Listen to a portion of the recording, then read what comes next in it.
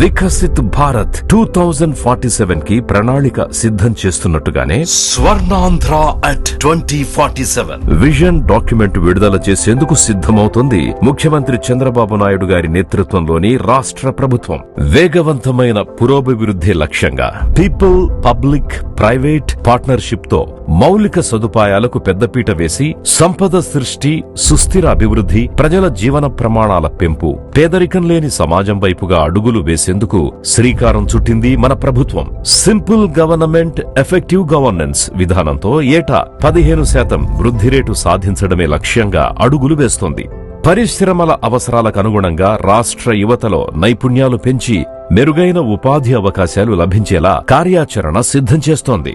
రానున్న రోజుల్లో artificial intelligence తో అన్ని రంగాలలో విప్లవాత్మక మార్పులతో పాటు వినూత్న ఆవిష్కరణలకు శ్రీకారం చుట్టి పాలనలో అద్భుతాలు సృష్టించవచ్చన్నది సీఎం చంద్రబాబు నాయుడు గారి విజన్. పబ్లిక్, ప్రైవేట్ పార్ట్నర్షిప్ తో ఇండస్ట్రియల్ పార్కులు, ఇండస్ట్రీ క్లస్టర్స్ ఏర్పాటు ద్వారా electronics, pharma, food processing, hardware సంస్థలు నెలకొల్పాలని భావిస్తోంది. గ్రామ స్థాయి నుంచి రాష్ట్ర, జాతీయ రహదారుల వరకు రోడ్ల వ్యవస్థను పటిష్టం చేసి పోర్టులు, ఎయిర్ స్ట్రిప్పులు సిద్ధం చేస్తోంది.